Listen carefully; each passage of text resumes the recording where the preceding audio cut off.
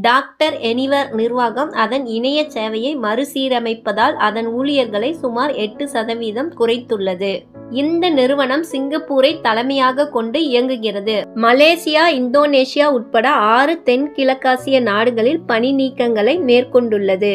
Doctor anywhere சுகாதார பராமரிப்பு சேவையை வழங்குகிறது. அது இணைய சேவையின் 45 ஊழியர்களை பணி நீக்கம் செய்துள்ளது. தற்போதைய பொருளாதார சவால்கள் மற்றும் நீடித்த நிலைத்தன்மை ஆகியவற்றை கருத்தில் கொண்டு ஆட்குறைப்பு நடவடிக்கை எடுக்கப்பட்டதாக CNAவிடம் அந்நிறுவனம் தெரிவித்தது.